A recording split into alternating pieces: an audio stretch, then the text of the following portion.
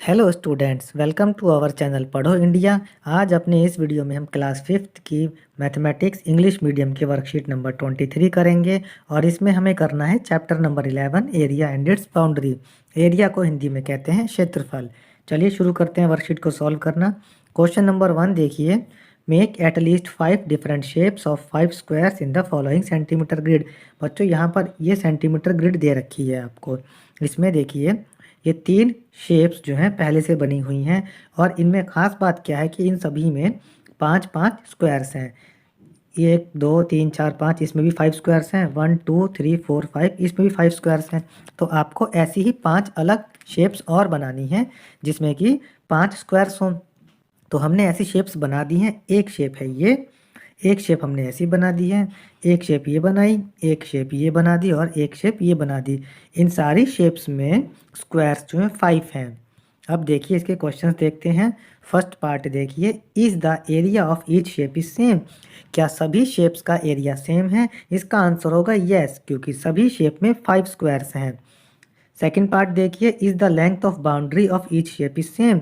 क्या इन सारी शेप्स की बाउंड्री की लंबाई बराबर है? तो इसका आंसर आएगा नो, क्योंकि इन सब में बाउंड्री अलग अलग है। आते हैं क्वेश्चन नंबर 2 पे, which rectangle is bigger, colour the bigger one. यहाँ पर आपको ये 2 रेक्टेंगल्स दे रखे हैं और ये पूछा गया है कि इनमें से बड़ा कौन सा है। बड़े वाले में आपको कलर करना है। तो ये रेक्टेंगल बड़ा है, हमने इसमें कलर कर दिया। अब देखते हैं कि हमने कैसे पता किया। तो हमने इन दोनों फिगर्स को 1-1 सेंटीमीटर के स्क्वायर्स में डिवाइड कर दिया और हमने इस वाले रेक्टेंगल को भी ऐसे ही किया 1-1 सेंटीमीटर के रेक्टेंगल्स में। इस बच्चों इसमें कैसे कहता, हमने ये और ये सभी 1-1 सेंटीमीटर के बना दिए। इसमें भी ये 1 सेंटीमीटर का और ये भी 1 सेंटीमीटर का। तो जब हमने इन स्क्वायर्स को काउंट किया तो इस वाले रेक्टेंगल में स्क्वायर्स की संख्या ज़्यादा थी। इसका मतलब ये रेक्टेंगल बड़ा है। हमने इसमें कलर भी कर दिया। तो इसका फर्स्ट पार्ट देखिए क्वेश्चन का, how did you find out the bigger rectangle. आपको कैसे पता चला कि बड़ा वाला रेक्टेंगल कौन सा है? हमने वही किया, हमने इसमें 1 सेंटीमीटर किनारे वाले स्क्वायर्स बना दिए और हमने उनको गिन लिया। तो जिसमें ज़्यादा निकले वो रेक्टेंगल बड़ा निकल गया। लिखते हैं आंसर को, we made squares of 1 centimetre each in both rectangles.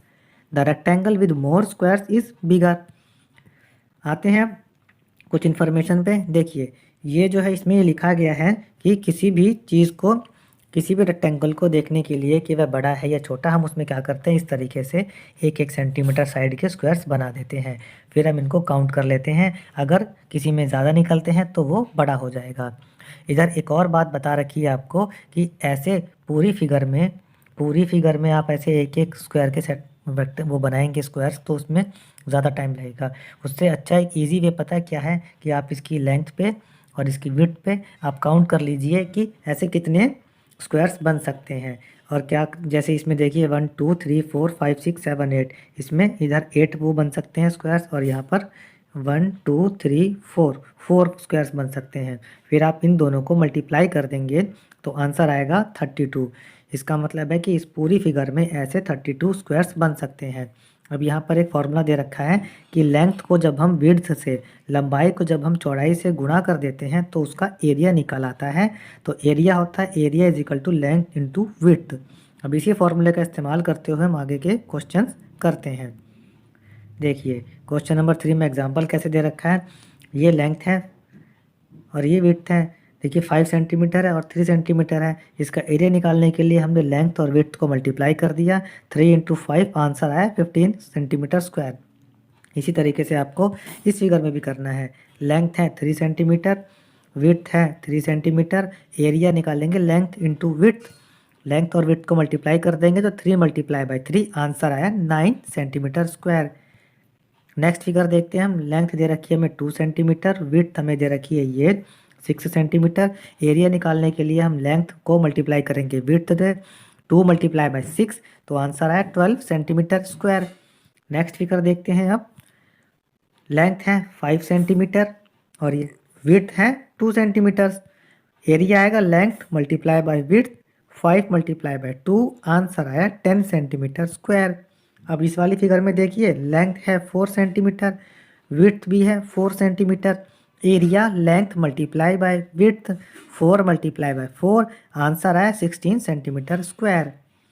Question number 4 देखिए, Vani wants to attach a lace around her dupatta. Vani के पास ये दुपट्टा है और वो इसके चारों किनारे पर लेस लगाना चाहती है। हर दुपट्टा इस 250 सेंटीमीटर लॉन्ग। उसके दुपट्टे की लंबाई 250 सेंटीमीटर्स है और 150 सेंटीमीटर्स वाइड। उसकी चौड़ाई 150 सेंटीमीटर्स है। अब आपसे पूछा गया है कि अपने दुपट्टे में लगाने के लिए उसको कितनी लंबी लेस चाहिए होगी। तो बच्चों, दुपट्टे में लेस इसके चारों किनारों पर लगाई जाएगी। अगर हम इन चारों किनारों की लंबाई निकाल लें तो हमें लेस की लंबाई निकल जाएगी। देखिए, ये 250 सेंटीमीटर्स है तो इसके सामने वाली साइड भी ये 250 सेंटीमीटर्स होगी। ये वाली साइड 150 सेंटीमीटर्स है तो इसके सामने वाली ये साइड 150 सेंटीमीटर्स होगी। तो ये 250 सेंटीमीटर्स और ये 150 सेंटीमीटर, ये 250 सेंटीमीटर्स और ये 150 सेंटीमीटर्स। जब हम इन चारों को प्लस कर देंगे तो हमारा आंसर आएगा 800 सेंटीमीटर्स। मतलब वानी requires 800 centimetre long less for the दुपट्टा। यानी वानी को 800 सेंटीमीटर लंबी लेस चाहिए होगी। बच्चों, यहाँ ये हमारी वर्कशीट समाप्त होती है और सब्जेक्ट की वर्कशीट के आंसर्स के लिए आप हमारे चैनल पढ़ो इंडिया को सब्सक्राइब ज़रूर करें। Thank you.